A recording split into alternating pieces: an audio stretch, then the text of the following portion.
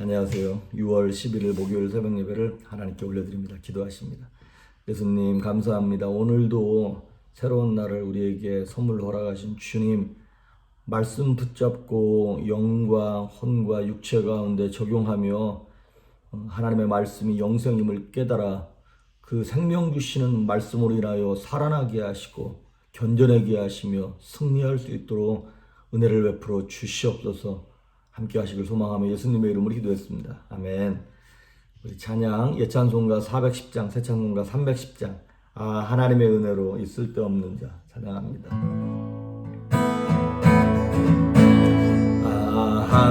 하나님의 은혜로 있을 데 없는 자 왜 구속하여 주는지 난 알 수 없구나. 내가 믿고 또 의지하는 내 모든 형편 아시는 보호해 주실 곳은 나는 확실히 아네.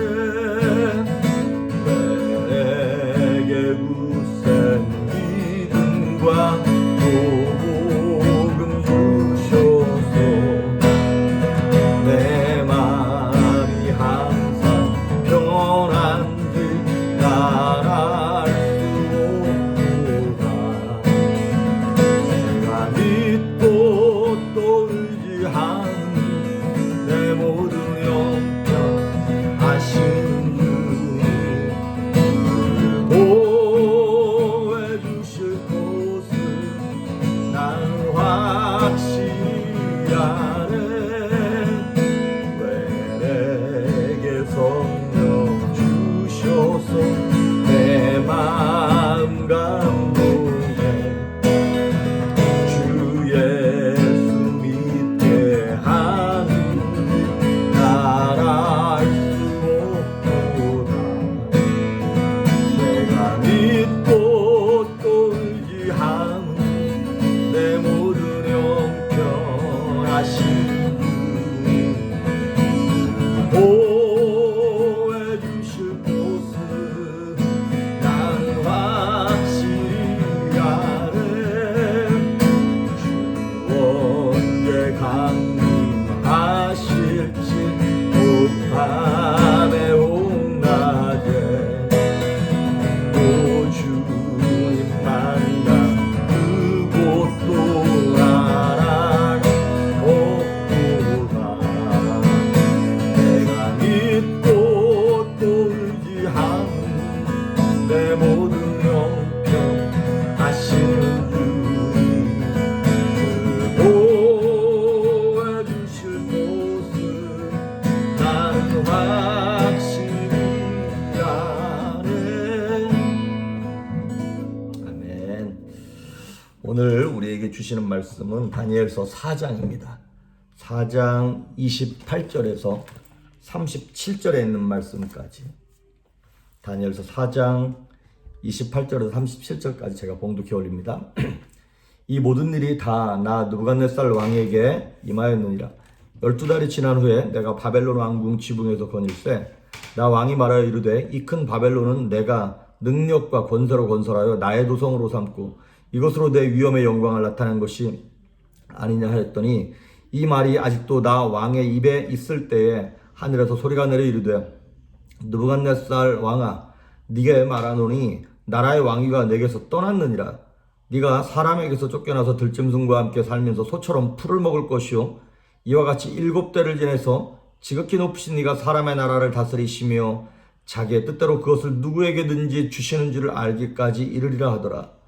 바로 그때 이 일이 나 느부갓네살에게 응함으로 내가 사람에게 쫓겨나서 소처럼 풀을 먹으며 몸이 하늘 이슬에 젖고 머리털이 독수리 털과 같이 자랐고 손톱은 새 발톱과 같이 되었더라.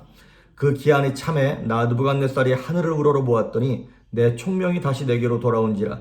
이에 내가 지극히 높으신 이에게 감사하며 영생하시는 이를 찬양하고 경배하였나니 그 권세는 영원한 권세요 그 나라는 대대에 이르리로다. 땅의 모든 사람들을 없는 것 같이 여기시며 하늘의 군대에게든지 땅의 사람에게든지 그는 자기 뜻대로 행하시나니 그의 손을 금하든지 혹시 이르기를 네가 무엇을 하느냐고 할 자가 아무도 없도다. 그때 내 총명이 내게로 돌아왔고 또 내 나라의 영광에 대하여도 내 위엄과 강명이 내게로 돌아왔고 또 나의 모사들과 관원들이 내게 찾아오니 내가 내 나라에서 다시 세움을 받고 또 지극한 위세가 내게 더하였느니라.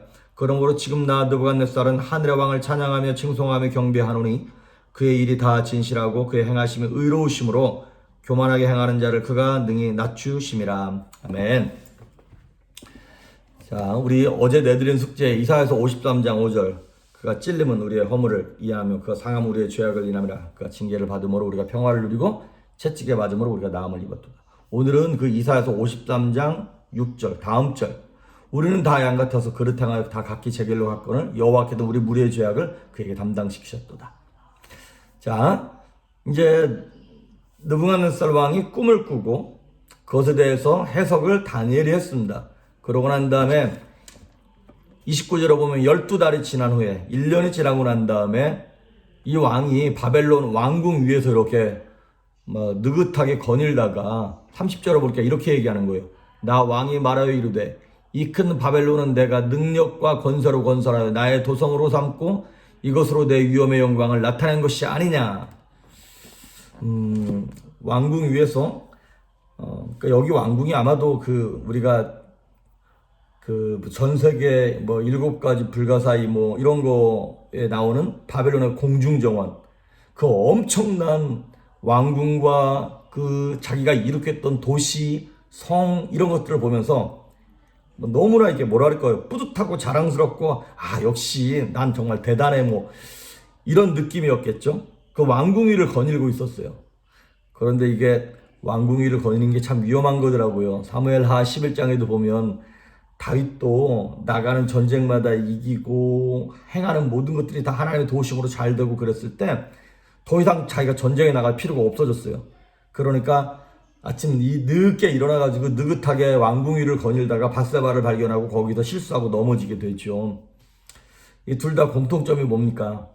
느부갓네살 왕이나 다윗 왕이나 둘 다 엄청난 업적을 이루고 난 다음에 넘어지기 시작하는 거예요.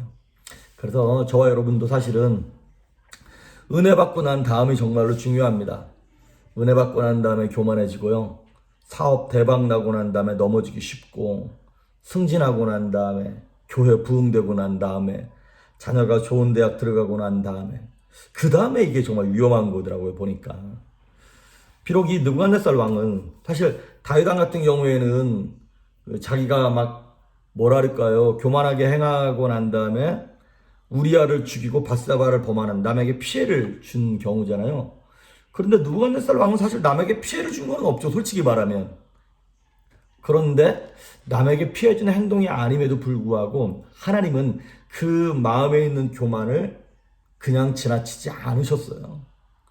그래서 마태복음 5장의 산상수훈에 보면 예수님께서 형제를 향하여 말로 이렇게 욕을 해도 살인한 거고 여인을 보면서 마음으로 음욕을 품어도 간음한 거라는 거예요. 그러니까 죄라고 하는 것은 행위의 문제, 행동의 문제가 아니라 마음의 문제라는 거예요.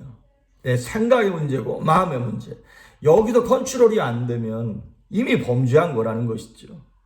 근데 30절에 보면 느부갓네살 왕이 이렇게 얘기해요. 나 왕이 말하여 이르되 이 큰 바벨론은 내가 능력과 권세로 건설하여 나의 도성으로 삼고 이것으로 내 위엄의 영광을 나타낸 것이 아니냐. 나의 다 내가 주인인 거예요. 교만해지기 시작한 사람들의 특징. 내가 드러나기 시작하는 거예요. 나를 알아주지 않으면 서운하고 섭섭하고 벌써 교만해지기 시작한 거겠죠. 딱 그렇게 얘기하고 생각했을 때에 이제 거기 31절부터 33절까지 드디어 하늘에서 소리가 들리면서 이 나라의 왕위가 이제 너에게서 떠나갔느니라 그러면서 이 사람이 이제 이 32절 이렇게 되는 거예요. 네가 사람에게서 쫓겨나서 들짐승과 함께 살면서 소처럼 풀을 먹을 것이요 이와 같이 7대를 그러니까 3년 반 정도 7대를 지내서 지극히 높으신 이가 사람의 나라를 다스리시며 자기의 뜻대로 그것을 누구에게든지 주시는지를 알기까지 이렇게 비참한 생활을 할 거라는 거예요. 이제 정신 착란, 정신 이상 이런 것이 되어가지고 이 왕이 소처럼 풀을 뜯어먹고 이슬을 맞고 하면서, 그래서 33절에 보니까 바로 그때의 이 일이 나 느부갓네살에게 응함으로 내가 사람에게 쫓겨나서 소처럼 풀을 먹고 몸이 하늘 이슬에 젖고 머리털이 독수리 털과 같이 자랐고 손톱은 새 발톱처럼 돼버리는 거예요. 3년 반을. 그렇게 해서 언제 그것이 끝나냐? 이 모든 권세와 영광과 위엄, 이 모든 것들이 지극히 높으신 이가 사람의 나라를 다스리시고 자기 뜻대로 하나님의 뜻을 이끄신다는 것을 알게 하실 때까지 하나님이 그를 그렇게 고난 가운데 넣으시겠다는 것입니다. 그렇습니다. 하나님은 교만한 자를 낮추시는 하나님입니다. 우리 어젠가요 그젠가도 그런 말씀을 보았지 않습니까? 잠언 16장 5절에 보니까 여호와 하나님께서는 교만한 자를 미워하신대요. 그냥 놔두시는 정도가 아니라 미워하시는데요. 그래서 우리 스스로를 낮춘다는 얘기는 우리의 마음을 낮추는 거거든요. 그래서 우리가 낮은 자리에 있어도 마음이 교만한 사람이 있고요, 높은 자리에 있어도 마음이 겸손한 사람이 있습니다. 나중에 이제 보시면 다윗 왕 같은 경우에는 그 실수를 통해서 하나님을 깨닫습니다. 깨닫고 난 다음에 비록 다윗은 왕으로서 왕궁에 살지만 아주 겸손하게 마무리를 잘 졌고요. 예수님 십자가에 달릴 때 한편에 있던 악한 강도는요, 십자가, 세상에 그보다 더 낮은 자리가 있나요? 십자가의 자리에 달려있으면서도 불구하고 마음이 교만해서 구원받지 못하는 그런 사람이 있다는 것이죠. 그 34절에 보면 기한이 딱 찼어요. 하나님께서 정하신 기한이 찼을 때, 이 기한은 결국에는 하나님께서 정하신 거기도 하지만 우리가 깨닫는 기한입니다. 저와 여러분의 마음이 하나님이 원하시는 그 낮은 자리까지 내려갈 때까지 하나님은 절대로 우리를 그 고난 가운데서 꺼내지 않는다는 거예요. 혹시나 하나님 훈련하시려고 넣어놓은 건 어쩔 수 없는 거지만 우리의 교만함 때문에, 죄악 때문에 이렇게 고난 가운데, 광야 가운데 계신 분들 계십니까? 빨리 깨달으셔야 됩니다. 그래야지 벗어날 수 있습니다. 그 34절에 그 기한이 참에 나 느부갓네살이 하늘을 우러러 보았더니 내 총명이 다시 내게로 돌아온지라. 총명이 내게로 돌아왔다는 거예요. 그렇습니다. 총명, 지혜, 이 모든 것들을 회복하시는 분은 하나님이십니다. 하나님께서 주시는 거예요. 성경에도 보면 하나님은 지식의 근본이고 지혜의 근본이라고 말씀하셨잖아요. 다니엘서 1장 20절에 보면 다니엘과 사드락, 메삭, 아벳느고 이 네 친구들, 이 네 명을 바벨론의 다른 사람들보다 그 총명을 10배나 더 하나님이 주셨다는 거예요. 그렇습니다. 지혜도 총명도 하나님의 주인이십니다. 출애굽기 31장에 보면 성막을 만들 때 성막 안에 들어가는 그 금촛대, 물두멍, 이 모든 것들을 아무나 만드는 게 아니에요. 부살렐과 오홀리압이라고 하는 사람들에게 그 일을 맡기는데 하나님께서 그 부살렐에게 하늘의 총명과 지혜를 주셨다는 거예요. 그 총명과 지혜가 있을 때 일이 되는 것입니다. 그래서 여러분, 우리 중에 누구든지 지혜가 부족하거든 모든 사람에게 후히 주시고 꾸짖지 않으시는 하나님께 구하라고 야고보서 1장 5절에 나와 있으니까 그 하나님께 구해야 하는 것입니다. 지금부터 한 20년 전에요, 한국에 한참 요한 선교단이라고 성경 통독 그런 세미나가 있었다고 한 2달 전에 제가 설교 때 말씀을 드렸습니다. 그때 박종면 전도사님이라고요. 그분이 원래 알코올 중독에 하도 술을 많이 마셔가지고 기억상실증까지 왔고 뇌가 다 망가졌어요. 전화번호 하나를 못 외우는 거예요, 며칠 동안.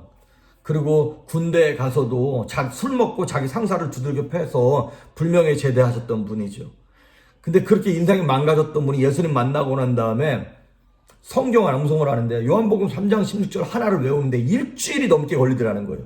그렇게 뇌가 망가졌던 분이 하나님께 은혜를 구하고 회개하고 지혜를 구하면서 나중에는 이분이 성경에 4,000구절 이상을 외웠다 그러더라고요. 4,000구절 이상. 하나님께서 그에게 총명을, 지혜를 회복시켜 주시는 것입니다. 저도 이렇게 보면 제가 참 미련해요. 일머리가 없다 그랬어요. 그런데 가끔 제가 집에서 우리 집사람한테 욕을 엄청 많이 먹습니다. 또 교회 일도 제가 참 미련해서 잘못 행할 때가 진짜 많고요. 근데 그때마다 하나님께 은혜를 구하는 거예요. 그러면 저는 잘못했을지라도 하나님께서 어떻게 이끌어 가셔서 지혜를 주시고 결론이 뭐냐? 합력하여 선을 이루게 하시는 거예요. 총명을 좋게 해주시고 좋게 끝나게 해주신다 이 말이죠. 우리가 이런 총명과 지혜를 받아야 하는 이유가 있습니다. 왜냐하면 골로새서 1장 9절 하반절을 보면 이런 말이 있어요. 너희로 하여금 모든 신령한 지혜와 총명에 하나님의 뜻을 아는 것으로 채우게 하신다 그랬어요. 그렇습니다. 신령한 총명과 지혜가 있어야만 하나님의 뜻, 내 인생을 향한 하나님의 뜻, 우리 나라와 민족과 교회를 향한 하나님의 뜻, 우리 자녀를 향한 하나님의 뜻을 깨달을 수가 있게 되는 것이죠. 지식은 공부하면 배울 수 있어요. 그런데 지혜는 받아야 하는 겁니다. 하나님께로부터 받아야 하는 것입니다.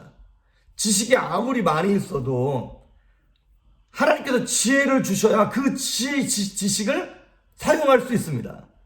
지혜를 주시지 않으면 이 지식이 아무리 많아도 써먹을 수가 없게 되는 것이죠. 그래서 잠언 4장 5절부터 보면 아주 이렇게 귀한 말씀이 나와 있어요. 잠언 4장 5절부터 9절까지 제가 한번 읽어드릴게요. 지혜를 얻으며 명철을 얻으라. 내 입의 말을 잊지 말며 어기지 말라. 지혜를 버리지 말라. 그가 너를 보호하리라. 지혜가 우리를 보호한대요. 그를 사랑하라. 지혜를 사랑하래요. 그가 너를 지키리라. 아멘. 지혜가 제일이니 지혜를 얻으라. 네가 얻은 모든 것을 가지고 명철을 얻을지니라. 그를 높이라. 지혜를 높이래요. 그리하면 그가 너를 높이 들리라. 만일 그를 품으면 그가 너를 영화롭게 하리라. 그가 아름다운 관을 네 머리에 두겠고 영화로운 면류관을 내게 주리라 하셨느니라. 아멘. 여러분 좀 이상하죠? 여기서 지혜를 약간 의인화시켰어요. 이 지혜가 누굽니까? 예수 그리스도입니다. 그러니까 6절에 나오는 말씀 5절에 지혜를 얻으며 명철을 얻으라는 거예요. 6절에 지혜를 버리지 말라. 그가 너를 보호하리라. 그렇습니다. 예수님을 놓치지 말라. 예수님이 너를 보호하리라. 그를 사랑하라. 예수님을 사랑하라. 그가 너를 지키리라. 그렇습니다. 그 예수님이 지혜의 근본이시잖아요. 그래서 아까 말씀드렸던 야고보서 1장 5절에 너희 중에 누구든지 지혜가 부족하거든 모든 사람에게 후히 주시고 꾸짖지 아니하시는 하나님께 구하라. 그리하면 주시리라. 구원이 그와 같고 예수님이 그와 같습니다. 문을 두드려라. 찾으라. 구하라. 주실 것이라 말씀하셨잖아요. 그게 바로 예수님이고요. 그게 바로 지혜고요. 그분이 바로 성령님입니다. 악한 자라도 아버지한테 구하면 좋은 것을 주시지 않겠느냐? 그런데 그 좋은 것을 뭐라 그랬어요? 너희에게 성령을 주시지 않겠느냐? 아멘. 예수님께 하나님께 지혜를 구하십시오. 예수님의 능력을 구하십시오. 성령님의 은혜를 구하십시오. 성령님이 들어오셔야만 이사야서 11장 2절에 보면 여호와의 영, 하나님의 영을 뭐라 그랬냐면 지혜와 총명의 영, 모략과 재능의 영이라 그랬어요. 그렇습니다. 빌립보서에 나오는 말씀처럼 우리에게 지혜와 계시의 영을 달라고 하나님께 구하라는 거예요. 그게 누군데? 성령님이니까. 성령님을 구하십시오. 그분이 들어오시면 우리에게 지혜가 생기고 총명이 생기고, 지혜와 총명이 뭔데요? How to예요. 어떻게 일을 할 것인가. 그 다음에 분별하는 영이에요. 이것이 하나님의 뜻인지 아닌지를 분별하는 거. 이게 마귀의 역사인지 하나님의 역사인지 분별하는 것. 그래서 여러분, 하나님께로부터 오는 그 지혜, 총명, 성령님이 들어오셔야만 하나님을 온전히 찬양할 수 있습니다. 그 34절에 보면, 다시 본문으로 돌아가시면 34절에 이렇게 나와요. 그 기한이 참에 나 느부갓네살이 하늘을 우러러 보았더니 내 총명이 다시 내게로 돌아온지라. 이에 내가 지극히 높으신 이에게 감사하며 영상하시는 이를 찬양하고 경배하였나니. 그렇습니다. 하나님께 주시는 총명이 들어와야 영혼의 눈이 열려서 하나님을 찬양하고 예배할 수 있습니다. 37절도 똑같아요. 그러므로 지금 나 느부갓네살은 하늘의 왕을 찬양하며 칭송하며 경배하노니 그의 일이 다 진실하고 그 행하심이 의로우심으로. 여러분, 하나님께 구합시다. 뭘 구하나요? 예수님을 내게 더 달라고. 예수님이 누군데? 말씀이십니다. 말씀을 내게 더 달라고. 성령님을 달라고 구합시다. 지혜와 계시의 영을 내게 더 허락해 달라고, 내게 더 채워 달라고 구하십시오. 그러면 하나님은 지혜를 주시고 성령으로 충만케 하시며 말씀으로 채우시고 권능으로 채우시고 평강으로 채우실 줄 믿습니다. 오늘도 이 예수님을 더 의지하면서 승리하는 하루가 될 수 있기를 주의 이름으로 축복합니다. 기도하십니다. 예수님 감사합니다. 미련한 내 인생 속에, 부족한 우리 인생 속에 성령님 들어오시며 예수님 말씀으로 채워주시고 승리케 하시며 평강케 하시고 온전케 하여 주시옵소서. 감사드리옵고 예수님의 이름으로 기도했습니다. 아멘.